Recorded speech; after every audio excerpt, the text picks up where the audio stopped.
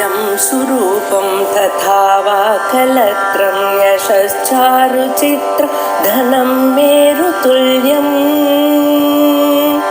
मनश्चेन लग्नं गुरोरङ्घ्रिफन्ने ततः किं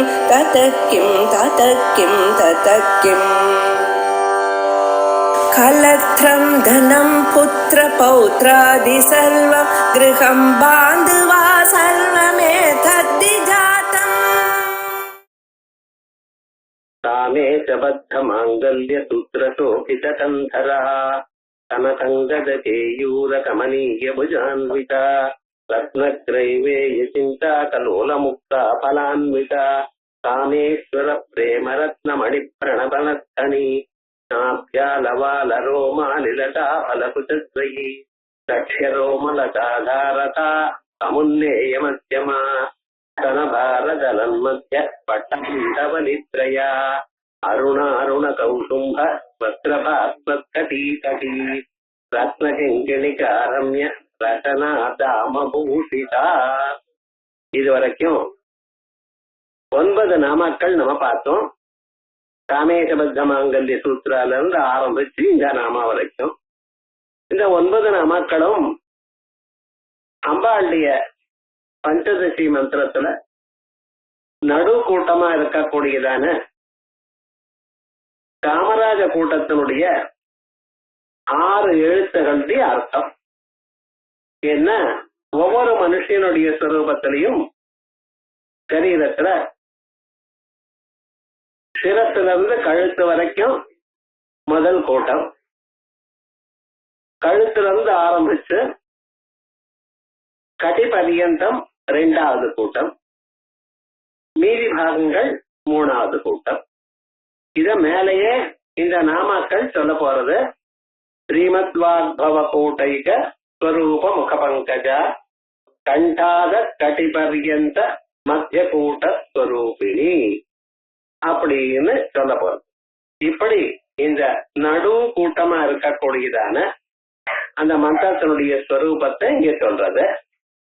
அதுலயும் முக்கியமாக இருக்கக்கூடியதான 2வது ஹகாரம், அந்த நடு கூட்டத்தில் இருக்கிற 2வது ஹகாரம், அது முதல்ல இருக்கக்கூடியதான ககாரத்தோடைய அகாரத்தோட சேர்ந்து அது காமகலாங்கிற ஒரு ஸ்வரூபத்தை சொல்ல போறது.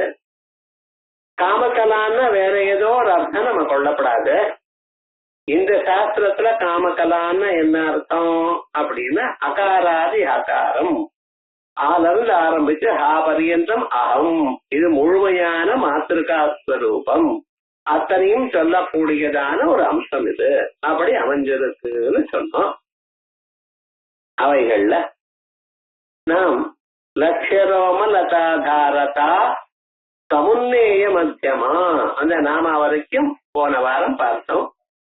அதுக்கு அடுத்ததான நாம தனபார தலன்பத்ய பட்டபந்த வலித்ரயா அப்படிங்கிற நாம. அம்பாளை வர்ணிக்கும் பொழுது ஒரு ஸ்திரீ எப்படி இருக்கணுமோ அந்த ஸ்வரூபத்தை நமக்கு சொல்ற. எப்பொழுதுமே கொஞ்சம் குனிஞ்சு இருக்கணும்னு சொல்ற. இந்த குனிஞ்சு இருக்கணும்னு சொல்றதுக்கு காரணம் என்னன்னா வினய பிரதர்சனம். தலை நிமிர்ந்து அப்படியே எனக்கு சமானம் உண்டான்னு நடக்கிறது மனுஷாளுக்கு தப்பு. புருஷாலா இருந்தாலும் ஸ்திரீகளா இருந்தாலும் அப்படி நடக்கப்படாது. அப்படி இருந்தா அது கர்வத்தை காட்டுறதுன்னு அர்த்தம். எப்பொழுதும் மனுஷன் குனிஞ்சு இருக்கணும். பெரியோர்களிடத்துல வினயத்தோட இருக்கணும். வினயம் இருக்கும் பொழுதுதான் ஒரு மனுஷனுக்கு வாழ்க்கையில முன்னேறுவான். அந்த வாழ்க்கையில முன்னேறதுக்கு வேண்டியதான வினயத்தை சொல்றதுக்காக என்ன சொல்லிருக்கு? முக்கியமாக கொஞ்சம் குனிஞ்சிருக்கா போல காட்சியை அடிக்கிறா. இந்த முன்னுக்கு குனிஞ்சிருக்கா போல ஒரு காட்சி இருக்கே, அதுக்கு உபபத்தி என்ன? ஏன் குனிஞ்சிருக்கா அப்படின்னு கேட்டா அது சொல்ல ஸ்தனங்கள் இருக்கு இல்லையா, அதனுடைய பாரம் போல் இருக்குங்கிற. ஸ்தனபார தளன் மத்திய பட்டபந்த வலித்ரயா அப்படின்னு ஸ்தனங்களுடைய பாரமோ என்னமோ தெரியல, ஆகையால் தான் முன்னால குனிஞ்சிருக்கா போல காணப்படுறதுங்கிற இது ஒரு அலங்கார ரீதியாக சொல்லக்கூடியதான ஒரு வழி. ஆனா இதுல இன்னொரு அம்சம் இருக்கு. நடு பிரதேசம் இருக்கு பார்த்தீங்களா, அந்த இடுப்பு அது ரொம்ப சின்னதா இருக்கான். சின்னதா இருக்காது உடஞ்சி போயிடுமோன்னு ஒரு பயமா. அது உடஞ்சி போயிடுமோன்னு பயமா இருந்தா என்ன பண்ணியிருக்காரு தெரியுமா? நான் சாதாரணமாக இந்த மரங்கள் ஏதாவது உடஞ்சி போடுறோம்னா நம்ம என்ன பண்ணிட்டு இருக்கோம், அதுக்கு ஒரு கட்டு போடுறோம். எதனால கட்டு போடுவா?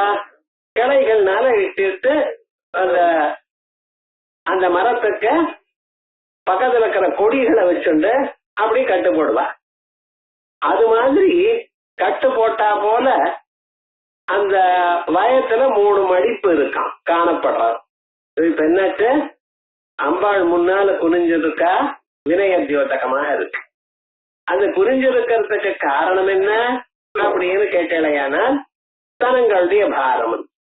தனங்களுடைய பாரத்தினால கட்டி பிரதேசம் முதல்லயே சின்னதாக இருக்க அது உடஞ்சு விடுவோம் அப்படிங்கிற ஒரு பயமா. அதுக்காக என்ன பண்ணிருக்காராம் பகவான், அந்த கொடிகள்னால மரத்தினுடைய ஒரு பாகத்துக்கு நம்ம எப்படி கட்டு போடுறோமோ அதே போல கட்டு போட்டா போல காணப்படுறதா அம்பாளுடைய வயத்துல இருக்கக்கூடியதான 3 மடிப்புகள். தனபார தளன் மத்திய பட்டபந்த வலித்ரயா. தனபாரம் தனத்தினுடைய பாரங்கள்னால, தளன் உடஞ்சு போயிடுமோ என்கிற பயத்தினால, மத்திய பாகம் உடஞ்சிருமோன்னு ஒரு பயத்தினால, பட்டபந்தம் பட்டபந்தம்னு 3 பட்டையாக கட்டி வச்சிருக்கோம் என்று காணப்படுகின்றதான 3 மடிப்புகள் அவளுடைய வயத்துல காணப்படுகிறது. இது அந்த நாமாவுக்கு சாட்சாத்தா இருக்கிற ஒரு அர்த்தம். ஆனா இதுல இன்னொரு அம்சம் நம்ம பார்க்கணும். சாதாரணமாக உயர்ந்ததான ஒரு ஜாதி ஸ்திரீகளுக்கோ புருஷாளுக்கோ சரீரத்துல 3 பாகத்துல 3 மடிப்புகள் இருக்கணும்னு சொல்றது. அது என்ன அப்படின்னா, நெத்தியில 3 கோடு இருக்கணும், கழுத்துல 3 கோடு இருக்கணும், வயத்துல 3 கோடு இருக்கு.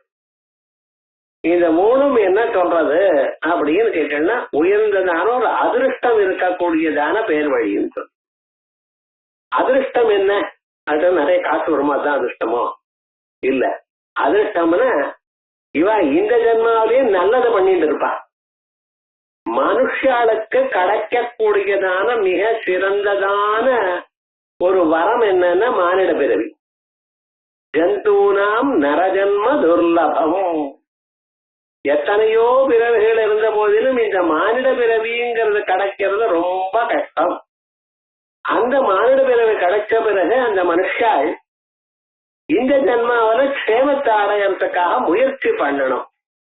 என்ன முயற்சி பண்ணணும்? அவன் நித்திய கர்மாக்களை பண்றது, குத்துவளை ஏற்றி வச்சு அம்பாளுக்கு நமஸ்காரம் பண்றது, இப்படிப்பட்டதான நல்ல கர்மாக்களை பண்ணிட்டே இருந்தா இந்த ஜென்மாவில நம்ம அப்பப்ப தவிர்க்க முடியாதான பாபங்கள் ஏதாவது பண்ணிட்டு இருக்கோமோ அதெல்லாம் அழிச்சுன்னு போயிடும். அதோட இவாளுக்கு க்ஷேமம் உண்டாகும். அதற்காக ஒரு அதிருஷ்டம், அந்த அதிருஷ்டமானது இப்படி சூச்சனமாக இருக்கா. அதனால்தான் விபூதியை நம்ம சாதாரணமாக அது வைக்கணும், 3 கோடு வரணும்ட்டு. சாதாரணமாக ஸ்திரீகளுக்கு கழுத்துல 3 கோடு இருக்கும், வயதுலயும் 3 மடிப்பு இருக்கும். அத இங்க நமக்கு சொல்ற இப்படி இருக்கணும்னு. தனயோகோ பாரேன கௌரவேன, பாரத்தினால தலித இவ அது உடஞ்சு விடுமோ அப்படிங்கிற பயத்தினால, மத்திய தார்டியார்த்தம் நடுபாகமானது திருடமாக இருக்கணும், கடிபாகம் திருடமாக இருக்கணும் என்பதற்காக கிருதா பட்டபந்தா செய்யப்பட்டதான 3 மடிப்புகள். அது ஏதோ கயர்னால கட்டி போட்டா போல காணப்படுற சார். கனக கட்டாபிக பட்டிகாபிகி பந்த இவ, தங்கத்தினுடைய ஒரு பட்டத்தினால கட்டினா போல இருக்க போல இருக்கு. வலித்ரயம் யஸ்யாஹா, இப்படி இருக்க போல இருக்குங்கிறது காணப்படுறதுன்னு உத்பிரேட்சா அதிசயோக்தி, இந்த உத்பிரேட்சையினால நமக்கு எப்படி சொல்றது. இத விசேஷமாக ஆச்சாரியால் இதே அம்சத்தை தான் நமக்கு சௌந்தர்லாலியும் சொல்லியிருக்கார். கடித கூர்பாசபிதுரௌ கசந்தௌதோர் மூலே கனக கலசாபௌ கலயதா தவத்ராதும் பங்காதலமிதி வலக்னம் தனுபுவா திருசானத்தம் தேவி திரிவலி லவலி வல்லி பிரிவா. திரிவலி 3 மடிப்பானது 3 இடத்துல கட்டி போட்டா போல காணப்படுகிறது அப்படின்னு நமக்கு விசேஷமாக சொல்லியிருக்க. இந்த அங்க விநியாசங்கள்ல எதற்காக இப்படி சொல்றது அப்படின்னா, அம்பாளுடைய திவ்யமான ஒரு சௌந்தர்யம், அந்த ஒரு சரீர விநியாசம், இவைகளை யார் நினைக்கிறாளோ அவளுக்கு இந்த பிறவியே கடைசி பிறவியா ஆயிடும் அப்படின்னு சாஸ்திரங்கள் சொல்றேன். பிராதுர்பவத்தருணி பிம்ப சதாருணானி பர்யாப்த சீத கிரணாயுத சீதலானி சுங்காரசார பரிவாஹமயானி மாது அங்கானி கேபி தரமே ஜனுஷி ஸ்மரந்தி. பல பிறவிகள் பிறந்து இறந்து பண்ணியிருக்கோம். இந்த பல பிறவிகள்ல யாருக்கு கடைசி பிறவியா இருக்கோ அவளுக்கு தான் இப்படிப்பட்டதான ஒரு சந்தர்ப்பம் கிடைக்கும். அம்பாளுடைய திவ்யமான ஒரு ஸ்தூல சரீரத்தினுடைய அவயவங்களை பார்க்கிறது. நம்ம ஸ்தூல சரீரத்தினுடைய அவயங்களை பக்தியோட யார் பார்க்கிறானோ அவனுக்கு நிச்சயமாக குருலாபம் கிடைக்கும். அதனால அம்பாளுடைய சூக்ஷ்ம சரீரமா இருக்கக்கூடியதான மந்திர பிராப்தியும் அதற்கு பிறகு சூக்ஷ்மமான பராஸ்வரூபத்தை நம் சரீரத்துக்குள்ள மூலாதாரத்திலிருந்து பிரம்மரந்திர பரியந்தம் ஒரு ஜோதி ரூபமாக பார்க்கக்கூடியதான சந்தர்ப்பமும் நமக்கு ஏற்படும். அதற்காகத்தான் இப்படி எல்லாம் வர்ணிக்கிறார். சாஸ்திரங்கள் வர்ணிக்கிறது, அதோட மட்டுமல்ல தந்திரங்கள் வர்ணிக்கிறது, ஸ்லோகங்கள்ல நிறைய ஸ்லோகங்கள் சௌந்தர்யலஹரி பிரகரணங்கள்லாம் வர்ணிக்கிறது. இதுக்கு காரணம் இதுதான். ஆயால் ஸ்தன பாரதளம் மத்திய பட்டபந்த வழித்ரயா அது பார்த்தோம். அடுத்தது அருணாருண கௌசும்ப வஸ்திரபாஸ்வத்கடி தடி. அம்பாள் சிவந்ததான ஒரு புடவையை கட்டிட்டு இருக்காங்க, சிவப்பு புடவையை கட்டிட்டு இருக்க. இந்த சிவப்புன்னு சொல்றதை விட அரக்குன்னு சொல்றது ரைட். அரக்கு கலர்ல புடவையை கட்டிட்டு, அதுக்கு கௌசும்ப வஸ்திரம்னு பேரு. கௌசும்பம்னு என்ன விசேஷம் அப்படின்னு சொன்னா, பட்டாடை. இந்த பட்டு இருக்க பார்த்தா இது மடின்னு அர்த்தம். அது மடின்னு அர்த்தம்னு சொல்றல, அது என்ன விசேஷம் அப்படின்னு சில சந்தர்ப்பங்கள்ல அதை கட்டிட்டான்னா அது மடி வஸ்திரம் கட்டிண்டா போல. என்ன சந்தர்ப்பங்கள்? அது அமாவாசை அன்னைக்கு அதை துவைக்கணும். தினந்தோறும் அதை இது பண்ண வேண்டாம். அமாவாசை அன்னைக்கு, சில பேர் பௌர்ணமி அன்னைக்கு அப்படி பண்ற. 15 நாளைக்கு வரணும், ஒரு மாசத்துக்கு வரணுமோ அதை நினைச்சு அதை காய போட்டு அதை கட்டிண்டா மறுநாள் கட்டிண்டாலும் தோஷம் இல்லை. நம்ம சாதாரண வஸ்திரம் இருக்கு, இந்த வேஷ்டி எல்லாம் இருக்கு பார்த்தீங்களா, இது ஒரு தரம் கட்டிண்டாச்சு, அத அவுத்தாச்சு, மறுபடியும் கட்டிண்டா அது விழுப்பு. சரீரத்தோடு இருந்தது இருக்கிற பரியந்தம் தான் அது. நீங்க விழுப்ப தொட்டா விழுப்பு தான், அது இல்லை. விழுப்ப தொடாம இருந்தாலும் இது சரீரத்துல இருந்து கீழே பட்டோம்னா மறுபடியும் தோச்சுதான் கட்டணுங்கிறது தர்மசாஸ்திரம். அந்த நிர்பந்தம் இல்ல பட்டாடைக்கு. நல்ல பட்டாடையை கட்டிட்டு ஜபம் பண்ணிட்டே இருக்கலாம். இந்த பட்டாடையை கட்டுறதுங்கிறது அனாதி சம்பிரதாயமா வந்திருக்கு. நான் பட்டாடை கட்டப்படாதுன்னு சொல்றாளே, கரெக்ட் சொல்றா. பரமாச்சாரியாலும் பட்டாடை வேண்டாம், பட்டு புடவை எல்லாம் வேண்டாம்னு சொல்லியிருக்க. கேட்டாளா? எத்தனை பேர் கேட்டிருக்கா சொல்லுங்க பார்க்கலாம். காபி சாப்பிட வேண்டாம்னு சொன்னார், கேட்டோமா? நம்ம எது கேட்கிறோம், நமக்கு எது வசதியா இருக்கோ அது கேட்கிறோம். சந்தியாவந்தனம் பண்ணுங்கோ, காயத்ரி மந்திரம் பண்ணுங்கோ கேட்டோமா? நமக்கு எது இஷ்டமோ அது கேட்கிறோம். அவர் பட்டு கட்டப்படாதுன்னு சொல்லல, அவர் சொன்னதான அபிப்பிராயம் பார்க்கணும். கல்யாணத்துக்குன்னு ஒரு சந்தர்ப்பம் இந்த பொண்ணாத்துக்காரால ஒவ்வொரு பட்டுப்படவும் 10,000 மெனக்கு மினிமம் 3 பட்டுப்படவை நீங்க வாங்கணும் அப்படின்னு இந்த பொண்ணை பெற்றவாளை இவ ஹிம்சப்படுத்துறா. அதனால வேண்டாம், அது ஒரு காரணம். 2வது காரணம், இந்த பட்டை சேர்க்கும் பொழுது இவ என்ன பண்ணிட்டு இருக்கா, அந்த பட்டுனுடைய பட்டுப்பூச்சியை கொண்டுட்டு அதை எடுக்கிறான். அது வேண்டாம். அது ஜீவஹிம்சையா இருக்கு. இந்த ரெண்டு காரணங்கள்னால வேண்டாம்னு சொன்ன அத நம்ம ரொம்ப பேர் அனுஷ்டானம் பண்றதுல விட்டுருந்தோம். ஆனா பட்டு கட்டலாமா? அம்பாளுக்கு பட்டு கட்டிட்டு இருக்காளே கோவில்கள்ல, இது ரைட்டான்னு சொன்னா அதுல தப்பு இல்லை. யாரையும் ஹிம்சப்படுத்தப்படாது, அவளை டிமாண்ட் பண்ணி வாங்கப்படாது. ஆனா பட்டுங்கிறது அது அனாதி காலமா வந்துட்டு இருக்கு, அது தோஷம் இல்லை. ஆச்சாரியால் சொன்னதோடைய அபிப்பிராயத்தை கவனிச்சுட்டு நம்ம பார்க்கலாம். இப்படி இந்த பட்டு வஸ்திரம்ங்கிறது எப்படி இருக்கான்? அருணாருண கௌதும்ப, சாதாரணமான பட்டை இது ரெட் இல்ல சார், ரொம்ப ரொம்ப ரெட்டா இருக்கிறது ஆனா அரக்குன்னு சொன்னேன். சாதாரண ரெட் இல்ல, அருணா அது ரெண்டு தரம் அருணான்னு சொன்னதுக்கு அபிப்பிராயம் என்ன? டார்க் ரெட், அப்படி அந்த கலர்ல. கௌசும்ப வஸ்திரபாஸ்வத்கடீதடி, கௌசும்ப வஸ்திரம் அப்படின்னு பட்டாடை. அது இந்த பட்டாடைக்கு கலர் போடுறதுக்கு என்ன பண்ணுவானா, குசும்பம்ங்கிற ஒரு மரத்தினுடைய ஒரு ஸ்டார் அது அதுல போடுவா. இதுதான் டைங்கிற பார்த்தீங்களா, டிஐ இல்ல டிஒய் முழுக்க அதை போட்டுன்னா அது என்ன, அந்த கலர் போட்டு அந்த கலர் நன்னா வரும். அதனாலதான் பட்டு வஸ்திரங்கள்லாம் நீங்க முதல் நாள நினைச்சேன்னா எல்லா கலரும் போயிடும். அதுல ரொம்ப கேர்ஃபுல்லா இருக்கணும். பட்டு புடவை அது முதல்ல அது கலர் போகாம பார்த்துடும். இல்லைன்னா இதனுடைய கலர் அதுல ஒட்டிட்டு கோரமா சேரும், அது வரப்படாது. ஆகையால் அந்த கௌசும்பம்ங்கிற ஒரு கலரை அதை போடுவாளாம். அதனால கௌசும்ப வஸ்திரம்னு பேர் வந்தது.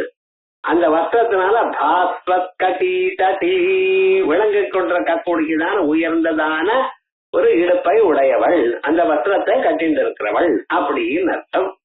இதுல அருணாருணான்னு போட்டிருக்க. இந்த அருணாருணம்னு சொன்னதுக்கு என்ன சொல்றார்? அதிசயேன அருணம் அதுனாருணம். சாதாரணமாக ரெட் இல்ல சார், ரொம்ப டார்க் ரெட். இந்த டார்க் ரெட்டா இருக்கு அப்படின்னு அரக்க கலர்ல இருக்குங்கிறதுக்காக ஒரு நாள் கொஞ்ச நாளைக்கு முன்னால வரைக்கும் இந்த கூரை புடவை வாங்கறதுங்கிறது அரக்க கலர்லயே வாங்கிட்டு இருக்க. அது என்ன சார் சம்பிரதாயம்? அரக்கே ஏன் வாங்கணும்? இந்த கூரை புடவை வாங்கின பிறகு ஸ்திரீகள்னா அவளுடைய சஷ்டி பூர்த்தி வரைக்கும் வச்சுட்டு இருப்பாங்க. அது ஒரு சம்பிரதாயம். மீதி எத்தனையோ புடவை நடுவுல வரும் போகும், அது இல்லை. ஆனா இந்த கூரை புடவை மட்டும் ரொம்ப பத்திரமா வச்சு காப்பாந்துட்டு இருப்பா. அதுக்கப்புறம் எட்டு வரைக்கும் இருக்காதுன்னு நினைக்கிறேன். இல்ல அதுக்காரர் புது உறவு வாங்கி கொடுத்தாரு, எனக்கு தெரியாது. சாதாரணமா என்னென்ன அந்த கூரை புடவை அப்படி பத்திரமா வச்சுருப்பா. என்னைக்காவது வரலட்சுமி விரதத்தை அன்னைக்கு மட்டும் கட்ட வேண்டியது, அதை மட்டும் எடுத்து வைக்க வேண்டியது. ஏன்னா அந்த கூரை புடவையில என்ன ஒரு விசேஷம் இருக்கு அப்படின்னா, அது என்ன பண்றதா, மனுஷாளுடைய மனசை யார் உடுத்துட்டு இருக்காளோ அவளுடைய மனசுல சத்துவ குணமே வரும்படி பண்றதாம்.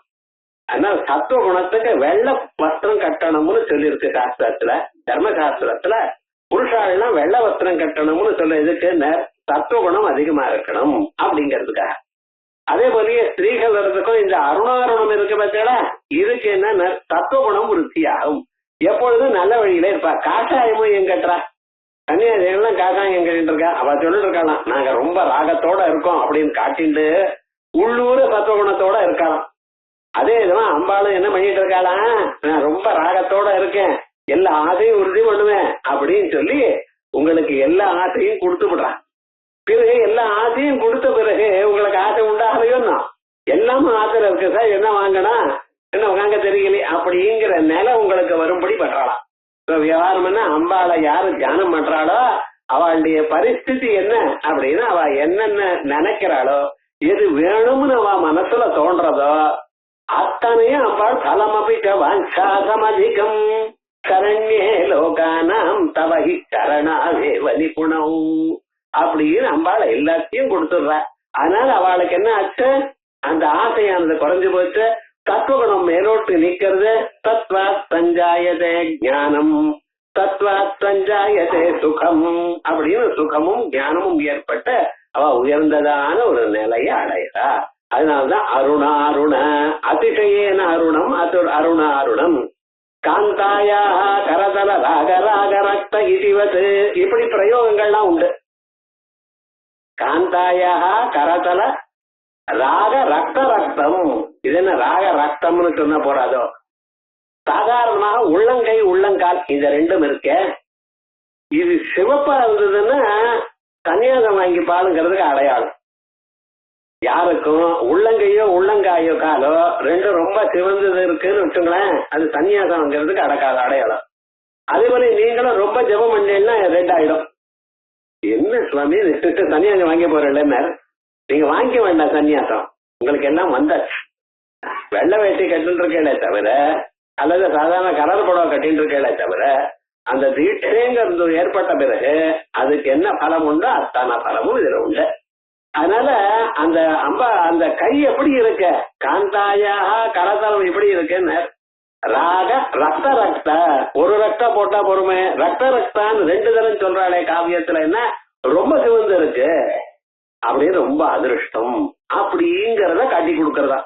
இன்னைக்கு கிளாஸ்ல சாமுத்திரிகா லட்சணங்கள்லாம் சொல்ற பாஸ்கராயருக்கு, அவருக்கு எதை தோணினா எல்லாத்தையும் சொல்வார். 64 சதுஷ்டி கலா ராஜ்யா சதுஷ்டி கலாமயி அப்படின்னு 64 கலைகள்ல என்னென்ன விசேஷம் உண்டோ எல்லாமே இந்த லலிதாசாஸ்திரம் பாஷ்யத்தை நீங்க வாசிச்சோன்னா புரியும்படி பண்ணிவிடுவார். எப்படி கரதலராக ரக்த ரக்த இதிவத்து அதிசயத்திய வீட்டையா தியோதனா. சரி, அதுக்கு பிறகு அருணவது அனூருவது அருணம் வா, அருணன் போல் சிறந்ததான அருணாங்கிறதுக்கு சிவப்போ சிவப்பு அப்படின்னு தமிழ்ல சொல்ற பார்த்தா, அதனால சிவப்போ சிவப்புங்கிற மாதிரி அருணாருணம்னு ஒரு அர்த்தம் பண்ணினேன். இன்னொரு அர்த்தம் என்ன தெரியுமா, அருணன் போல் அருணம்னு, அருணன் போல் அருணம்ங்கிறதும் சம்ஸ்கிருதத்தின்படி அருணாருணம்னு சொல்லலாம். அருணன்னா யாரு, சூரியனுக்கு தேரோட்டி இருக்கார் பார்த்தீங்களா, அவருக்கு அருணன் பேர். கருத்மான் அருணன் அப்படின்னு 2 பேர், எல்லாம் ஒரு அம்மாவுக்கு குழந்தைகள், அண்ணன் தம்பிகள். அந்த மாதிரி என்ன பண்ணினா, ஒரு முனிவர் 2 விண்டத்தை கொடுத்து அதை பத்திரமா நீங்க காப்பாத்திட்டு இருக்கோம், உங்களுக்கு குழந்தை பிறப்பான்னு சொல்லியிருக்க. அதை ஒரு குடத்துல போட்டு அதுல நெய் முக்கி அப்படியே காத்துன்றதா. ரொம்ப நாள் ஆச்சு, இன்னும் குழந்தை பிறக்கவே இல்லை. இந்த அம்மாவுக்கு அவசரம். என்ன பண்ணிதுன்னு அதை இடத்த உடச்சி பார்த்தா இன்னும் கால் டெவலப் ஆகல, 2 காலும் இல்ல. அந்த குழந்தை கேட்டாதான், ஏமா இப்படி அவசரப்படுற, இவ்வளவு தபஸ் பண்ணி அடைஞ்ச கடைசியில 2 கால் இல்லாம ஜன்மா முழுக்க எனக்கு கால் இல்லாம பண்ணிவிட்டியமா அப்படின்னு அம்பாள் ஆசீர்வாதம் பண்ணி சூரிய பகவானுக்கு தேரோட்டி ஆயிட்டார். இப்ப என்ன ஆச்சுன்னா, சூரியோதயம் ஆறதுக்கு முன்னால அருணோதயம் ஆயிடும். அருணோதயம்னு என்ன அர்த்தம் தெரியுமா, நம்ம அருணோதயம் ஆச்சுன்னா எர்லி மார்னிங் வந்ததுங்கிற அர்த்தத்துல ரொம்ப பேர் உபயோகப்படுத்துறா. அருணோதயம்னா அருணனுடைய உதயம், சூரியனுடைய தேரோட்டி காணப்பட்டார்.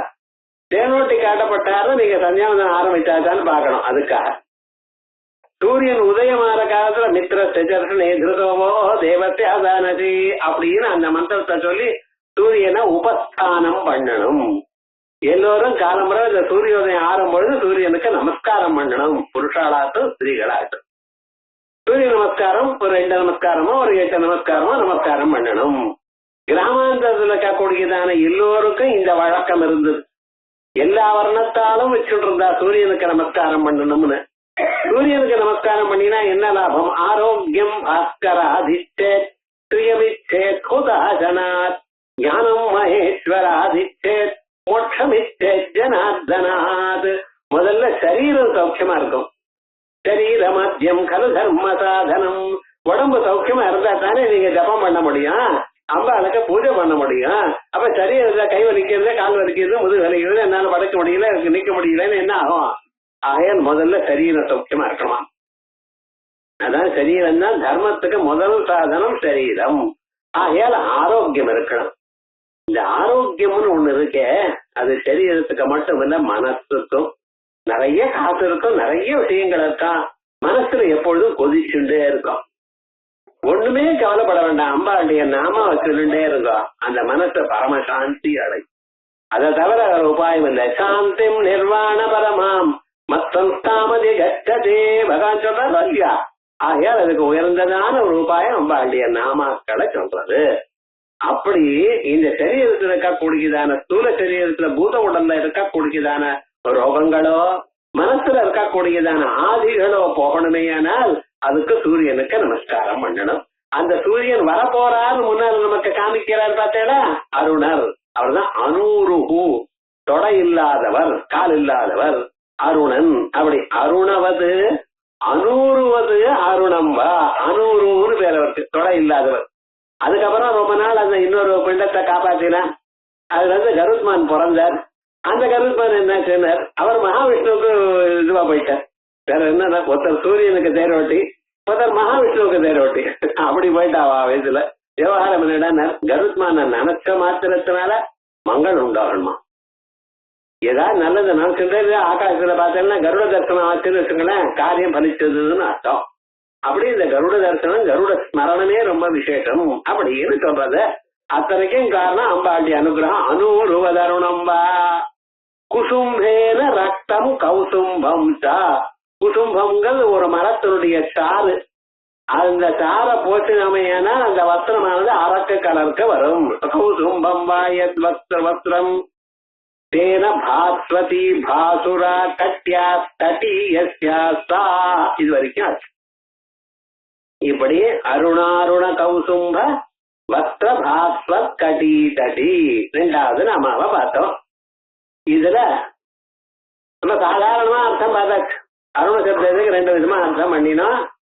சரி, வஸ்திரம் சொன்னோம், பட்ட வஸ்திரம் சொன்னோம், இவருடைய விவகாரங்கள்லாம் கண்டுபிடிச்சாச்சு. இதுல நமக்கு தெரியாமலேயே அம்பாள் என்ன பண்ணியிருக்கா, வாக்தேவிகள் அவளுடைய பேர் அதை ஒண்ணு சொல்லிவிட்டு இருக்கா விவகாரம் இல்லாமல். என்ன தெரியுமா, நான் தேவதைகள் வாக்தேவதைகள் அவ 8 பேர். வசினி, காமேஸ்வரி, மோதினி, விமலா, அருணா, ஜெயினி, சர்வேஸ்வரி, கவுலினி. இது நடுவுல அருணான்னு ஒரு வாக்தேவதைமா இருக்கு. இந்த வாக்தேவத்தைய நமக்கு என்ன சொல்ற தெரியுமா, நீங்க பேசும் பொழுது உங்களுடைய வார்த்தை மற்றவாளுடைய இதயத்துல சௌக்கியமாக மங்களமாக படும்படி அனுகிரகம் பண்றார். இந்த சாதாரணமா இன்னைக்கு கம்யூனிகேஷன் ஏதோ சொல்லிட்டு இருக்கா பார்த்தீங்களா. கம்யூனிகேஷன் சொன்னா நம்ம சொல்றது இன்னொருக்கும் புரியணும் எனக்கூடியதான அம்சத்துல மட்டும்தான் இவ சொல்லிட்டு இருக்கா.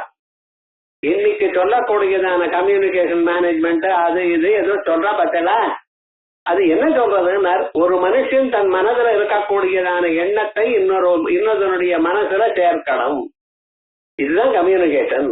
அப்படி நான் ஒண்ணு பேசுறேன், இந்த ஒரு எண்ணத்தை உங்க மனசுக்கு வரும்படியாக நினைக்கிறேன்.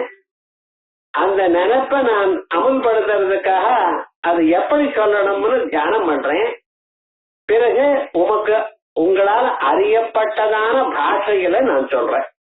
இது பரா பசியந்தி மத்தியமானு பேர். பிறகு அது உங்க காதுக்கு வந்து சேர்றது அது வைகரின்னு. வைகரின்னு வந்த பிறகு நீங்க என்ன, ஓஹோ இதைத்தான் இவர் சொல்ல நினைக்கிறாரோ அப்படின்னு நீங்க மனசுல வாங்கிக்கிறேன். மனசுல வாங்கிக்கும் பொழுது உங்களுடைய மாத்திரு பாஷையை தான் வாங்கிக்கிறேன். நான் தெலுங்கு, உங்களுக்கு இங்கிலீஷ்ல சொன்னேன், நீங்க இங்கிலீஷ்லயும் புரிஞ்சுக்கல, உங்க தமிழ் ஆக்கியில புரிஞ்சுக்கிறேன். அப்ப என்னாச்சு, ஒரு பாஷையிலிருந்து இன்னொரு பாஷை, இன்னொரு பாஷையிலிருந்து இன்னொரு பாஷைக்கு போயிட்டு அந்த அபிப்பிராயம் உங்களுக்கு வந்து சேர்றது. இதுதான் இன்னைக்கு இருக்கிற கம்யூனிகேஷன் பதத்துக்கு அர்த்தம். அதற்கு பிறகு அது கம்ப்ளீட் ஆச்சுன்னு எப்படி தெரியும், நீங்க அதுக்கு ஃபீட்பேக் கொடுக்குறேன். என்ன பண்றேன், ஓ அப்படியா, நான் சொல்றது புரிஞ்சா போல தலை ஆட்டினா ஓஹோ ரைட், ஒரு மாதிரி கண்ணை வச்சேன்னா புரியல அப்படி ஏதோ ஒண்ணு. ஆனா நம்ம கிளாஸுக்கு வரவாலாம் அப்படி சில்பம் மாதிரி இருப்பா, புரிஞ்சதா புரியலையா ஒண்ணும் தெரியும் இருக்கு, அது வேற விவகாரம். ஆனா இதோடதான் இன்னைக்கு நம்ம பாக்குறோம். ஆனா வேதங்கள் என்ன சொல்ற தெரியுமோ, நீங்க உங்களுடைய அபிப்பிராயத்தை இன்னொருத்தருக்கு காட்டி கொடுக்கும் பொழுது அந்த வார்த்தையானது மதுரமா இருக்கணும். அந்த வார்த்தையில ஒரு தப்பும் கண்டுபிடிக்க முடியாது. அவ மனசுக்கு சாந்திய கொடுக்கணும். நீங்க சொன்னதான வார்த்தையானது கேட்கறா பார்த்தேளா, கேட்கும் பொழுது மனசுக்கு சந்தோஷம் ஏற்படும் அவளுக்கு. ஆஹா இன்னைக்கு நல்ல வார்த்தை கேட்டோம் பார்த்தேளா அப்படின்னு ஒரு மங்களமான ஒரு சொல்லு வரணும், மங்களமான ஒரு எண்ணம் வரணும். இன்னைக்கு நம்ம ஜன்மா தன்யமாச்சு, ஏதோ நல்ல வார்த்தையை கேட்டுட போறோம் அப்படின்னு இருக்கணும். என்னமோ கதையை சொல்லி கழுத்து அறுத்தாரு சார் அப்படின்னு நினைக்கப்படாது நீங்க. இது அடுத்தது. இப்படிப்பட்டதான ஒரு அந்த வாக்குல இருந்து வரக்கூடியதான சொல்லானது இன்னொருத்தருடைய மனசை ரஞ்சிக்கும்படி பண்றது பார்த்தேடா, அதை கவரும்படி பண்றது, அது அருணா வாக்தேவியினுடைய ஒரு ஸ்வரூபம். அந்த அருணா வாக்தேவியினுடைய ஒரு மந்திரம் வந்து ஜிம்ரீங்கிற ஒரு மந்திரம். அந்த மந்திரத்தை விசேஷமாக இதுக்குள்ள பூத்து சொல்லியிருக்காங்க. அருணாருண கௌசும்ப வஸ்திரபாஸ்வத்கடீடீ.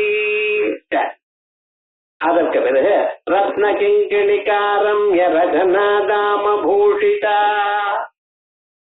பழைய நாள்ல புடவை எல்லாம் கட்டிட்டு அதுக்கு மேல அரணாங்கயிறு ஒண்ணு அது மேல போட்டுவான். தங்கத்தினால, சாதாரணமா இல்ல, தங்கத்தினால ஒரு பெல்ட் மாதிரி. கொஞ்ச நாள் ஆன பிறகு என்ன ஆச்சுன்னா அத விசேஷமாக பட்டையாக ஒட்டியானம்னு வச்சது ஆயிடுச்சு. அதுக்கு முன்னால் வெறும் ஒரு கயிறு மாதிரி தான் இருக்கும். கல்யாண காலத்திலயும் அந்த பொண்ணுக்காலும் சரி அல்லது உபநயன காலத்துல பையனுக்காலும் சரி மௌஞ்சி பவுண்டனம்னு ஒண்ணு கட்டுவா. கர்ப்பத்தினால அப்படியே அதை இது பண்ணி அப்படியே இடுப்புல கட்டுவா. அந்த மௌஞ்சி பந்தனம்ங்கிறது ஒரு சம்ஸ்காரம். அதுக்கு ஒரு மந்திரமும் இருக்கு.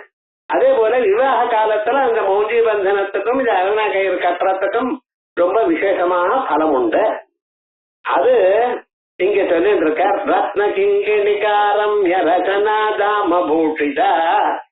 ரத்ன கிங்கிணிகா அந்த கயிறு இருக்க பார்த்தா அதுக்கு கீழே சின்ன சின்னதான ஒரு மணிகளை வச்சுட்டு இருக்கான். அதை கோக்கப்பட்டதுக்கு அந்த மணிகளை வச்சுட்டு அந்த கயிறு புடவைக்கு மேல இழுத்து கட்டி இருக்கு. அல்லது ஒட்டியானதுக்கு கீழே சின்ன சின்ன கிங்கிணிகள் அந்த மணிகள் தொங்குறது.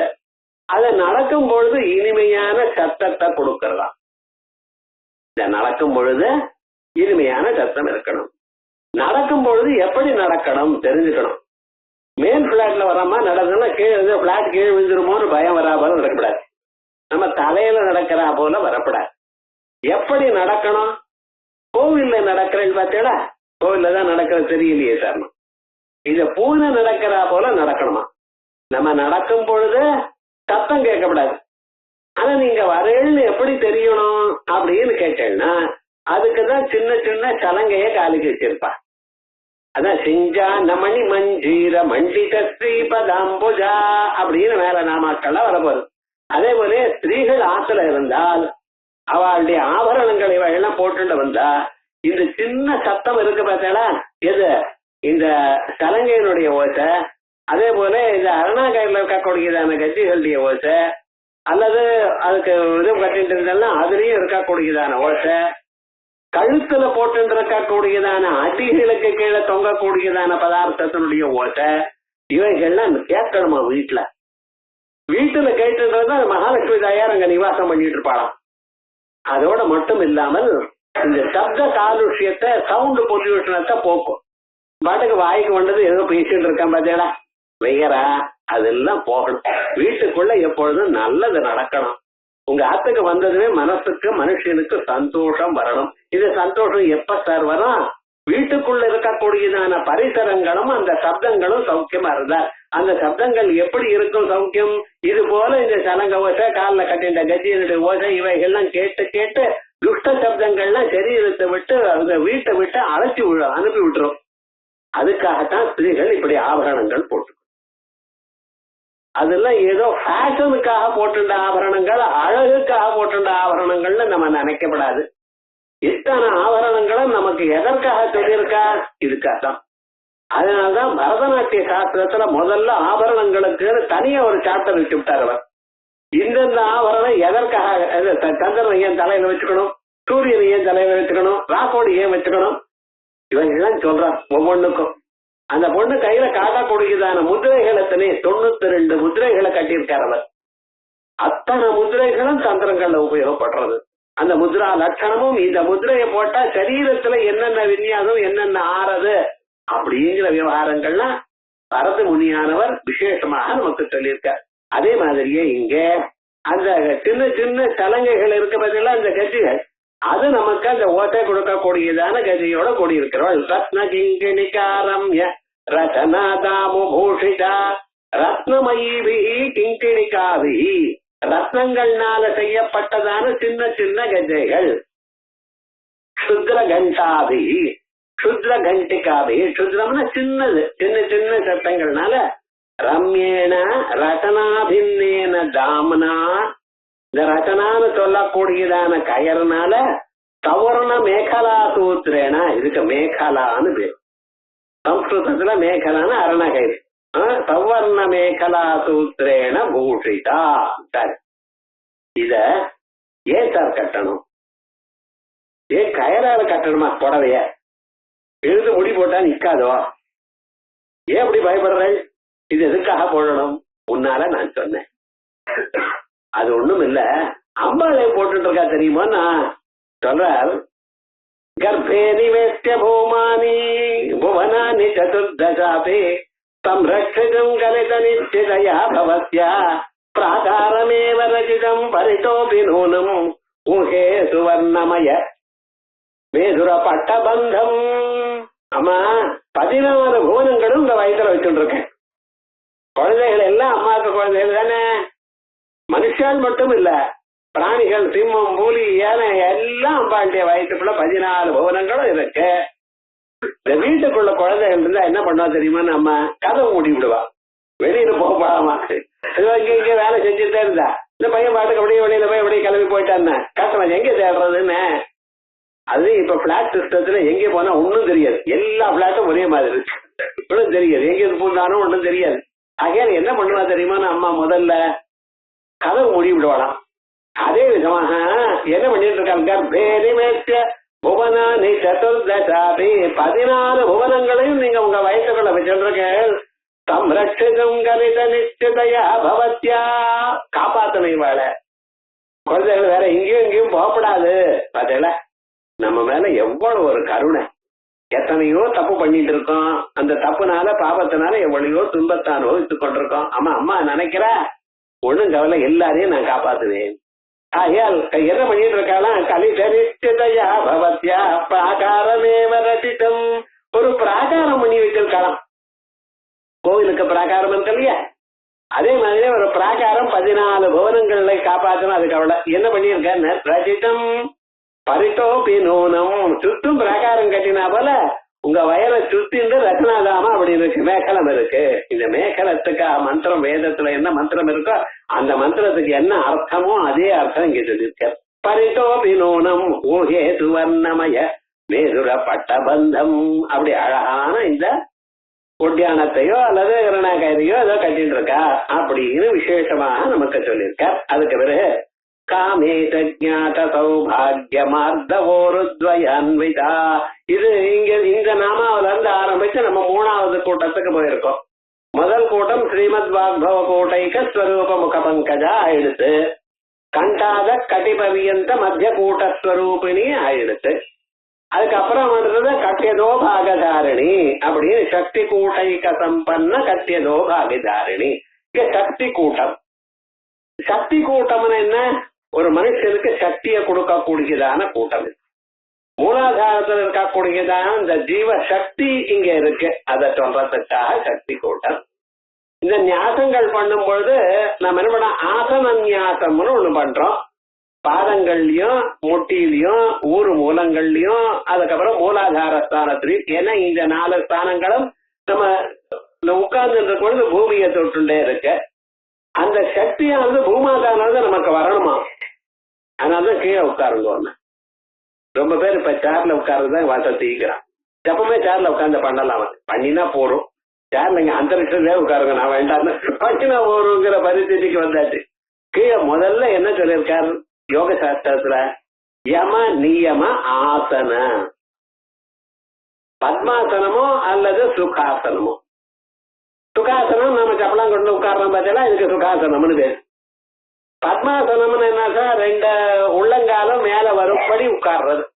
பத்மாசனத்துல ஒரு மனுஷன் உட்கார்ந்து வழக்கப்பட்டினா படுத்துட்டு கொண்டான ஏனால் 8 மணி நேரம் அசையாம உட்காரலாம் சாதாரணமாக. தபஸ்விகள் எல்லாம் பத்மாசனத்தை போட்டு உட்கார்ந்துதான் தபஸ்து பண்ணுவா. இப்படி எப்படியும் அசையாம 8 மணி நேரம் அவனால உட்காரலாம். உட்கார்றது மட்டும் இல்ல, காலெல்லாம் திமிரு பிடிக்காது. அது வேற சில பேர் ரத்த பிரதனால 2 நிமிஷம் உட்கார்ந்தாலே காலில் அதை பிடிச்சிருந்து 4 தானே அதை வீசிக்கிட்டு அதுக்கப்புறம் தான் எழுந்துக்கிறான். இது விவகாரம். கீழே உட்கார்ந்தே வழக்கம் எல்லாம் தொங்க போட்டதான் வழக்கம். அப்படி இல்லை, முதல்ல ஆசன ஜெயம் வேணும். அந்த ஆசன ஜெயம் வேணுங்கிறதுக்காக தான் ஆசன நியாசத்தை பண்ணிட்டு இருக்கோம் சாஸ்திரங்கள்ல. அது இருக்கட்டும். இப்ப என்ன பண்ணிட்டு இருக்கோம்? அதுல அந்த சக்தி கூட்டம் இருக்க, அந்த சக்தி கூட்டத்துல முதல்ல ஆரம்பிச்சிருக்க காமேஷ ஜாத சௌர்வாகியம் ஆர்த்தவோருத்வயான்விதா. இந்த ரெண்டு தொடைகள் இருக்கு பார்த்தா அந்த ஸ்வரூபத்தை சொல்ற. இத சொல்லும் பொழுது ஒரு ஸ்திரீயா இருக்கும் பொழுது அவளுடைய தொடைய பத்தி சொல்லலாமா? அது எப்படி இருக்குன்னு வர்ணிக்கலாமா? அப்பாச்ச காவியத்துக்கு கஷ்டம் அச்ச சொல்லப்படாது. ஆனா சொல்லித்தானே சார் ஆகணுங்கிறான்.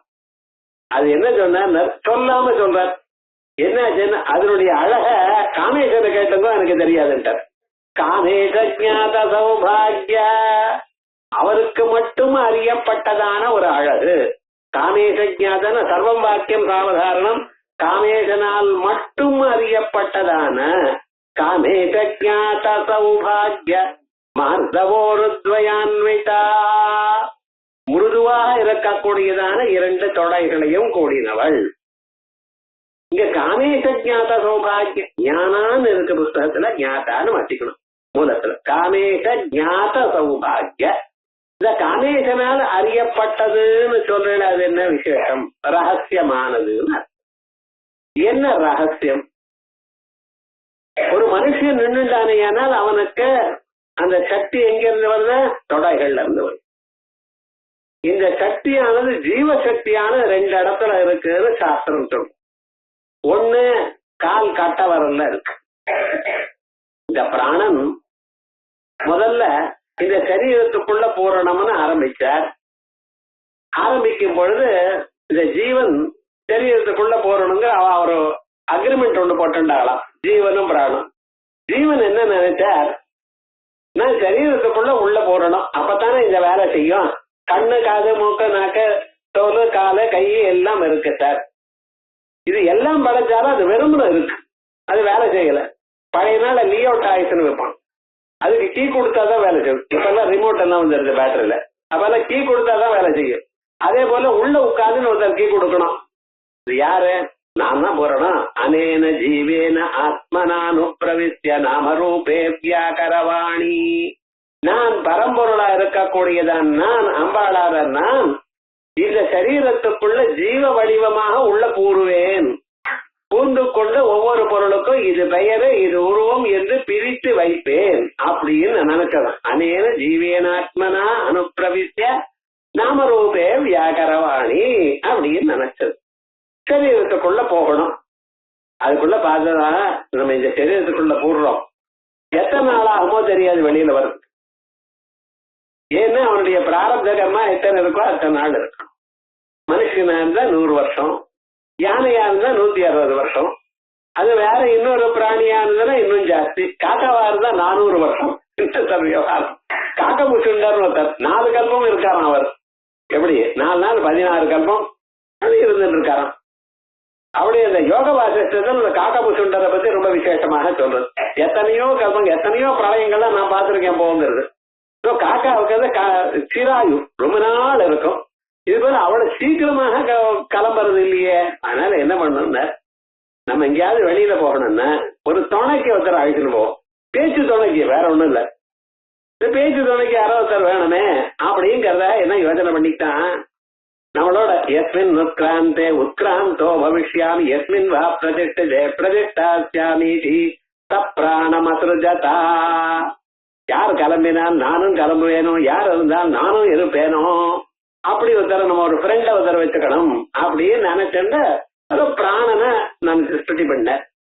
சிருஷ்டி பண்ண பிறகு என்ன பண்ணால பிராணன் நீங்க முன்னால போருங்கன்னு அவர் அப்படி பாக்கிறாராம். இந்த சரீரத்துக்குள்ள எங்க போடுறதுன்னு ஆரம்பிச்சார். கால் கட்டவர்கள்ல உள்ள பூந்துட்டார் அவர். அப்புறம் இவர் பார்த்தார், இது என்னது? அவர் கால் கட்டவர்ல பூந்த பிறகு நானும் அங்கே போடுறதா? நோனோ, அதுக்கு ஆப்போசிட்டா இன்னொரு டைரக்ஷன்ல போடுறேன் அப்படின்னு உச்சங்குழி வழியாக அவர் பூந்தாராம். பரமாத்மா எப்படி பூந்தார்? சுஷும்னான அடி வழியாக உச்சங்குழி வழியாக பூந்தார். 2 பேரும் சேர்ந்து இதயத்துல ஒன்னா போனாலாம்.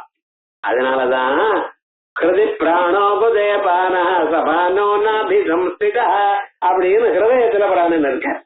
அந்த ஹிருதயத்துலதான் ஈஸ்வர சர்வபூதானாம் ஹிருத்தேதே அர்ஜுன திட்டதே. இவரும் அங்கேதான் இருக்க.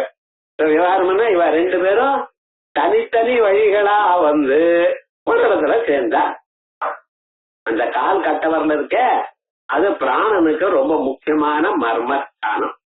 அதனால கால் கட்ட வரல அடிப்பட்டா ரொம்ப வலிக்கும், பத்திரமா இருக்கலாம். அந்த கிருஷ்ண பரமாத்மா என்ன பண்ணிட்டு இருக்கார், எல்லாம் ஆயிடுச்சு 128 வயசு வாழ்ந்த. அதுக்கப்புறம் என்ன பண்ண, இந்த அவதார பிரயோஜனம் எல்லாம் ஆயிடுச்சு, நம்ம கிளம்பணும் அப்படின்னு ஆரம்பிச்சு அவர் என்ன பண்ணிட்டு இருக்காரு, ஏதோ நினைச்சுட்ட மரத்துக்கு மேல படுத்துட்டு இருக்காராம். அவர் பாருங்க, வேற என்ன வெட்டே கிடைக்கல அவருக்கு, ஒரு கலையில அப்படியே காஞ்சிட்டு படுத்துட்டு இருக்கார். படுத்துட்டு கால் கட்ட வரல ஆடினாராம். யாரோ ஒரு வேடம் பார்த்தான், அது ஏதோ ஒரு பிராணி போல இருக்குன்னு அது மேல அம்ப விட்டான். அந்த கட்டவர்களுக்கு பட்டதான், சரின்னு பிராண விட்டார். விவகாரம் என்னாச்சு, ஏன்டா அந்த கட்டவர்ல ஜீவசக்தி இருக்கு, கட்டவர்ல ஜீவசக்தி இருக்கு. ஒருத்தர் சொன்னார், போன ஜென்மாவில வாலிய மரத்துக்கு பின்னால் நின்னுண்டு தெரியாம அடிச்சாரோ இல்லையோ, ஆனால்தான் பகவானுக்கு இப்படி வந்தது நேரிட்டது. வச்சுப்ப, நான் ஒன்னும் சொல்லல, உங்களுக்கு லாஜிக் நன்னா இருக்கிறத வச்சுக்கோ. ஆனா பாகவதத்துல இது சொல்லல. பாகவதத்துல சொன்ன விஷயம் புராணத்துல இருக்கிற விஷயம் தானே சொல்லணும். விவகாரம் என்னென்ன இப்படி ஆச்சு. அதனால என்ன தெரியுது, கால் கட்டவர்ல பிராணன் இருக்கு.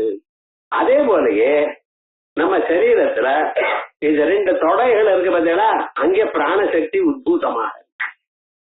இதுக்கு ஒரு விவகாரம் என்னன்னா, துரியோதனன் யுத்தம் பண்ண ஆரம்பிச்சான் பீமசேனனோட, விடாம யுத்தம் பண்ணிட்டு இருக்கான். யாரு ஜெயிப்பான்னு தெரியல. இது என்னன்னா, அந்த துரியோதனன் பலராமன்கிட்ட கதா யுத்தத்தை கத்துண்டார். பாத்துக்கணும், அந்த பலராமன் ரொம்ப பெரியவர், கதா யுத்தத்துல ரொம்ப உயர்ந்ததான ஒரு தேர்ச்சி பெற்றவர், அவர்கிட்ட கத்துண்டவர் அவர். பீமசேனன் சொல்லவே வேண்டாம், முதல்ல இருந்து அவர் கதா யுத்தத்துல ஸ்பெஷலைசேஷன், இது எல்லாம் தெரியும். இருந்தாலும் அந்த கதையில ஒரு ஸ்பெஷலைசேஷன் அவர். 2 பேரும் என்னன்னா சண்டை போட்டே இருக்கா, முடியவே இல்லை. ஆனா என்ன பண்ணினார் தெரியுமா, நான் பகவான் அந்த பீமசேனனுக்கு அந்த காட்டி கொடுத்தாராம். என்ன, தொடைய தட்டி காட்டி கொடுத்தார். அதனால தொடையை தட்டப்படாதுப்பா, சாதாரணமா தொடையை தட்டப்படாது. அது என்ன, அவுர்த தேக கர்மா பண்ணும் பொழுது அது 3 தரம் அந்த பிரேதத்தை சுத்திட்டு அப்புறம் தொடையை தட்டி விட்டு அப்படி வரணும்னு சொல்லுவா. அதனால சாதாரண தொடையை தட்டப்படாதும்பா. அது விவகாரம் 2 தொடையை தட்டி காட்டினாரா. என்ன சொன்ன, பீமசேனன் புரிஞ்சுட்டான், இந்த பீமசேனனுக்கும் கிருஷ்ணனுக்கும் ரொம்ப சம்பந்தம் உண்டுன்னு. ஜராசந்த வலையில வரும் பொழுது ஜராசந்தனை 2 தரம் எத்தனை தரம் அடிச்சாலும் சாவே இல்லை. கடைகள் என்ன, பிரிச்சு போடுனர், அப்படியே 2ஆ பிரிச்சாராம். பிரிச்சு போட்டா மறுபடியும் ஒட்டிக்கிறது. என்ன பிரிச்சு போடுன்னு சொன்னா பிரிச்சு போட்டா ஒட்டிண்டே இருக்கு, அது மரணம் இல்ல போல இருக்கேன். அதுக்கப்புறம் என்ன பண்ணா தெரியுமா, நான் இந்த சில பேர்லாம் இந்த எலுச்ச பழத்தை 2ஆ கட் பண்ணி அதுல குங்குமத்தை விட்டு அதை அப்படியே சுத்தி போடுவா. சுத்தி போட்டு நேரம் இப்படி போடக்கூடாதோ, இந்த பழத்தை இங்கே, இந்த பழத்தை இப்படி போடுவா. என்ன விவகாரம், என்ன விவகாரம், ஒருத்தரும் ஒண்ணும் சொல்லல, ஒரு சாஸ்திரமும் கிடையாது.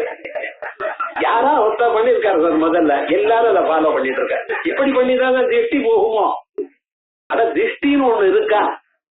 அம்பாள் என்ன காப்பாத்திட்டு இருக்கும் பொழுது எது திருஷ்டி சொல்லுங்க பாக்கிறேன். அவ கண்ணுல அவ்வளவு உங்களை அழிக்கக்கூடியதான சக்தி அவ கண்ணுல இருந்தா அவ லோகத்துல ரொம்ப பெரியவாள் ஆயிருப்பாள. நமக்கு பயம் சார், நம்ம வீக்னஸ், அதை அவ கேபிட்டலைஸ் பண்ணிட்டு இருக்கா. முதல்ல ஞாபகம் வச்சுக்கணும், திருஷ்டி ஒன்றும் கிடையாது. உங்களுக்கு துஸ்வப்னம் துஸ்வப்னமுபஜாயதே பாலகிரகாபிபூதானாம் ஸ்மரணாதேவ நாசனம். அந்த அம்பாளுடைய நாமாவை ஸ்மரிச்சாலே எல்லாம் ஓடி போயிடும், ஒரு விவகாரம் கிடையாது. இருந்தாலும் அதை 2ஆ உடச்சு இந்த பக்கம் ஒண்ணு இந்த பக்கம் ஒண்ணு போடுறது பதில, அதே போல என்ன பண்ணினாராம் பகவான், அந்த ஜராசந்த வத சந்தர்ப்பத்துல ஒரு பிள்ளை எடுத்தார், அதை நேரம் 2ஆ பிரிச்சார். பிரிச்சு இப்படி இப்படி போட்டாராம். இத பார்த்தான் பீமசேனன். ஞாபகம் வச்சுங்க, கதா யுத்தம் நடக்கிறது, ஒரு செகண்ட் ஏமாந்தாலும் அவங்க கதை இவங்க மேல விழும். இருந்தாலும் அந்த பார்த்தார், பார்க்கும்படி பண்ணினார் பகவான். கபட நாடக சூத்திரதாரி வை அப்படி பண்ணினார் சுவாமி. அதை பார்த்துட்டா அந்த ஜராசந்தனை 2ஆ பிடிச்சு 2 பக்கமா திருப்பி போட்டார். அதுக்கப்புறம் கிட்ட வந்தது ஒட்டிக்கல. அதே விதமா துரியோதனோட சண்டை போடும் பொழுது தொடையை தட்டி காமிச்சாராம். என்ன ஆச்சுன்னு, இந்த இடத்துல தான் அவனுக்கு அந்த ஜீவசக்தியை வச்சுட்டு இருக்கான். அதை அடிச்சார். அதுக்கப்புறம் கீழே விழுந்துட்டான். அதுக்கான கதை ஆயிடுச்சுன்னு வச்சுங்களேன். ஏன் சொல்ல வந்தேன்னா, அந்த ஜீவசக்தி இங்க இருக்கிறதுனால்தான் இதுக்கு சக்தி கூட்டத்துக்கு இந்த சரீரம் வந்துருக்கு. அந்த சக்தி கூட்டத்தை சொல்லக்கூடியதான ஒரு ஸ்வரூபம் பராமந்திரம், அது இங்க முதல்ல சொல்லியிருக்கு. அதனாலதான் ரகசியம்ங்கிறதுனால காமே சஜ்ஞாத சௌபாகிய, அங்கேயே அந்த சௌபாகியங்கிற இடத்துலயே அந்த பராமந்திரத்தை சொல்லிவிட்டார். காமே சஜ்ஞாத சௌபாகிய மார்த்தவோருத்வயான்விதா, முழுதுவான இருக்கக்கூடியதான இந்த நுழைகளோட கூடியிருக்கிறவள். இத விசேஷமாக சொல்லும் பொழுது காளிதாசன் சொல்றான், அம்மா யானையினுடைய துதிக்கைய உங்களுடைய தொடைக்கு உபமானமா சொல்லலாமா, இல்ல வாழை மரத்தை சொல்லலாமான்னார். இல்ல அதிகர்க்கசத்வாது, யானையினுடைய துதிக்கை இருக்க அது ரொம்ப கர்க்கசமா இருக்கும். யானை தொட்டு பார்த்தா தெரியும், ரொம்ப சொர சொரான பலாபழத்தை தொட்டா எப்படி இருக்குமா அப்படி இருக்குமா, அது மாதிரி. அதனால அப்படிப்பட்டதான அந்த யானையினுடைய துதிக்கைய உங்க தொடைக்கு உபமானமா சொல்லலாமா, சரியா வரல.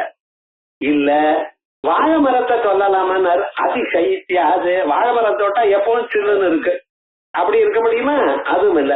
ஆகையால் திருஷ்டாந்தமே இல்லைன்னு காளிதாசன் சொன்னார்.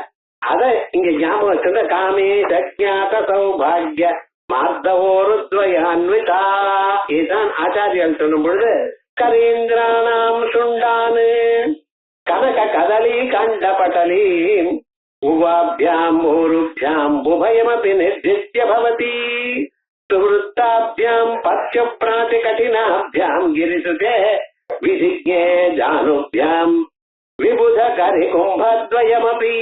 அம்மா கரீந்திராணாம் சுண்டானு, திக்கஜங்களா இருக்கக்கூடியதான யானைகளுடைய துதிக்கையோட நீங்க உங்களை உபமானம் சொல்ல முடியுமா? கனக கதலி கண்ட பதலி, தங்கத்தினுடைய தங்கத்தினால் வாழைமரம் செய்யப்பட்டிருக்கவே, ஆனால் அது மாதிரி இருக்க சொல்ல முடியுமா? இல்லம்மா. உபாபியாம் ஊருபியாம், இரண்டு தொடைகள்னாலே அதையே ஜெயிச்சு உபயமபி நிர்திஷ்ய பவதி. இதை விட இன்னொரு விசேஷம், சுவృత్తాభ్యాம் பத்ய பிரணதி கடினாभ्याம் கிரிசுதே, தினந்தோறும் பரமேஸ்வரனுக்கு நமஸ்காரம் பண்ணுவாளாம் அம்பாள். ஏன் நமஸ்காரம் பண்ற? ஆத்துக்காரருங்கிறதுக்காக. ஆத்துக்காரருக்கு நமஸ்காரம் பண்ணணுமா?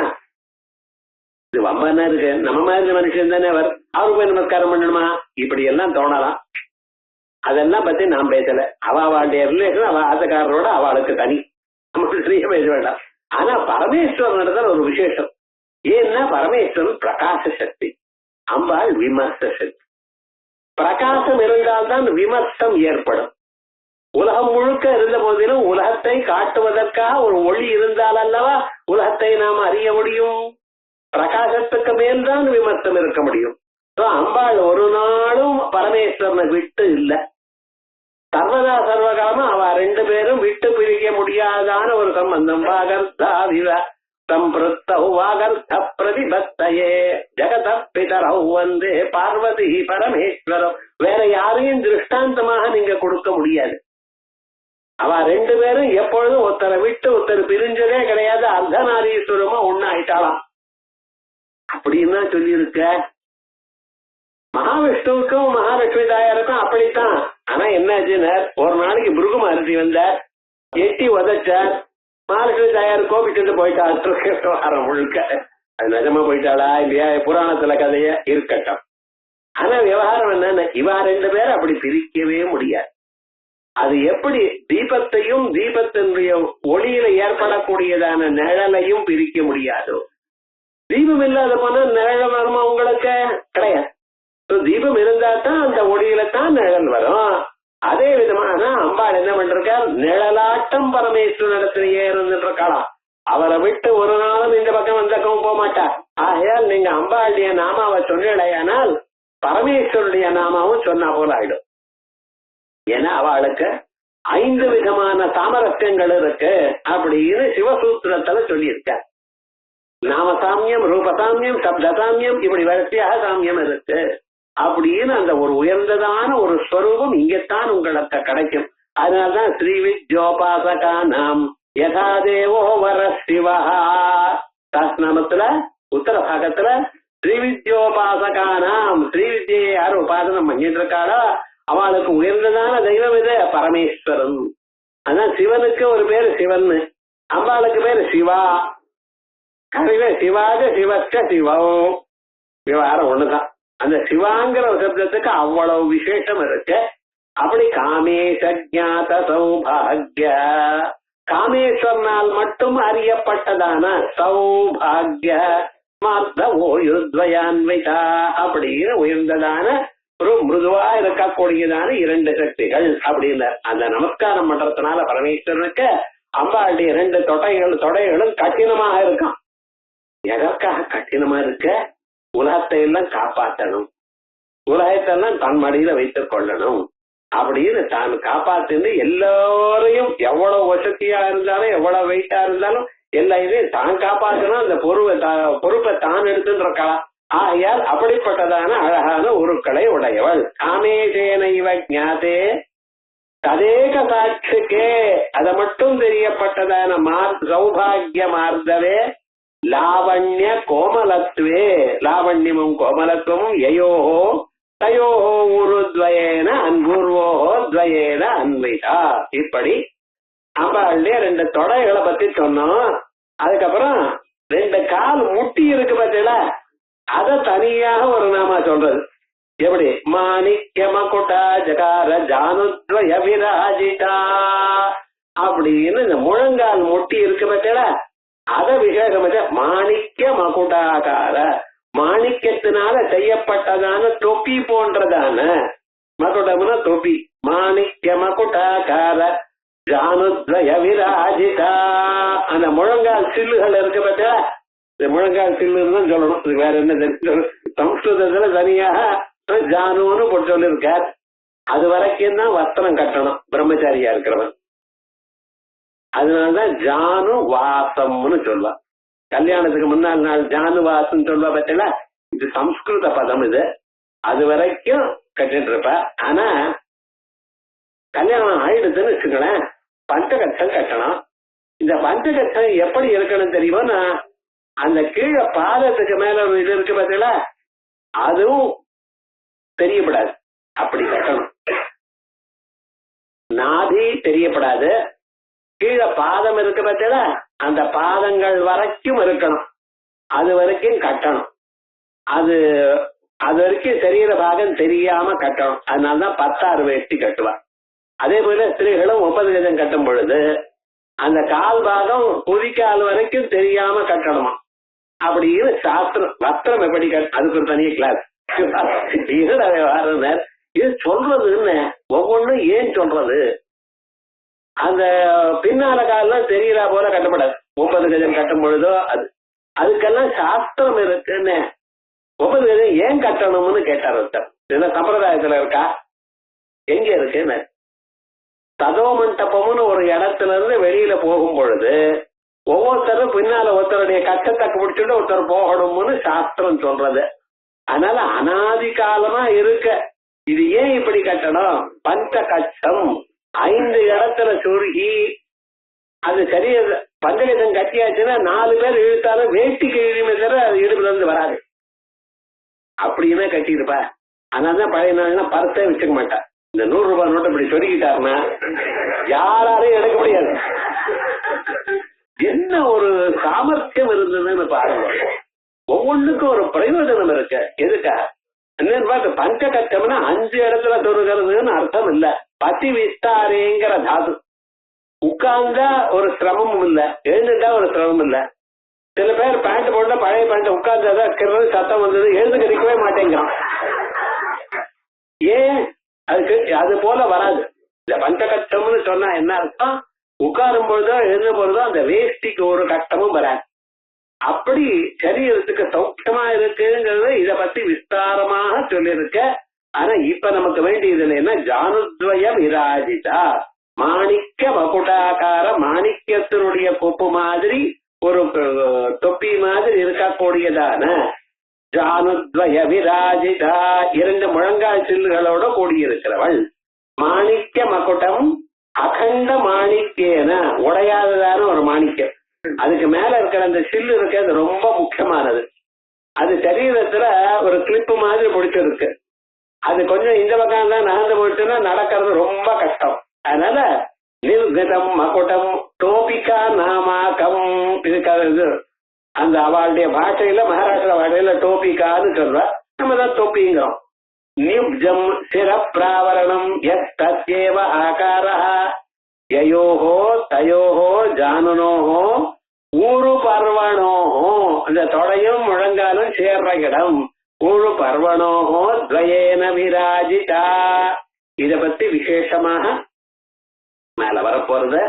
அத அடுத்த வாரம் மேல் பாகத்தை பார்ப்போம். அடுத்த புதன்கிழமைக்கு மேல் பாகம். ஹரி ஓம்.